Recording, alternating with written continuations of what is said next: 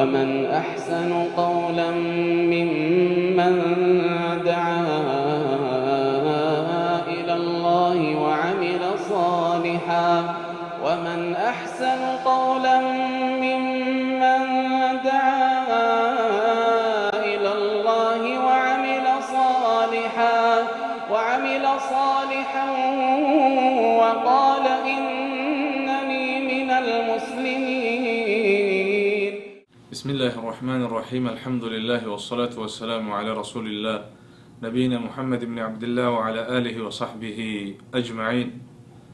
زما محترم مسلمانان ورونو د ایمان ډېرې شعبې بیان شولې. الله سبحانه وتعالی دې زمونږ او ستاسو ایمانونه کامل کړي. خو د ایمان په شعبو کې یوه شعبه او د مسلمان حق چې په بل مسلمان باندې دی هغه دا ده چې عیادة المریض. یو مسلمان ورور دی بیمار شه نو د هغې پوښتنه کول، د هغې بیمار پرسي کول دا د ایمان په شعبو کې یوه مهمه شعبه ده او د مسلمان په حقونو کې یو مهم حق دی. ځکه چې دا مریض چې وي داسې ورخطا غوندې وي، ځکه یو امتحان ور باندې راغلی وي.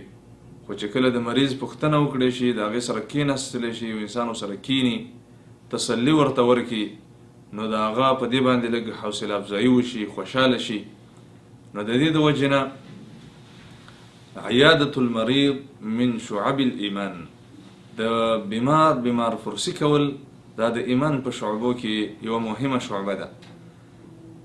رسول الله صلی الله علیه وسلم فرمایلی دي چې د یو مسلمان په بل مسلمان باندې یو څه حقوق دي، نو په هغې کې دا بیان کړي دي چې وعیادة المریض، چې کله یو مسلمان بیمار شي د هغه بیمار پرسي کول دا د مسلمان حق دی په بل مسلمان باندې.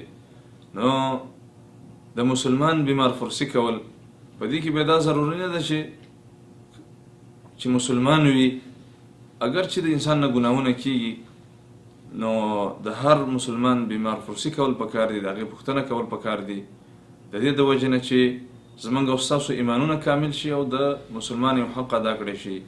الله سبحانه وتعالی دې موږ او تاسو ته توفیق راکړي چې د ایمان په دې شعبو باندې عمل وکړو او خپل ایمانونه کامل کړو. والسلام علیکم ورحمة الله وبرکاته.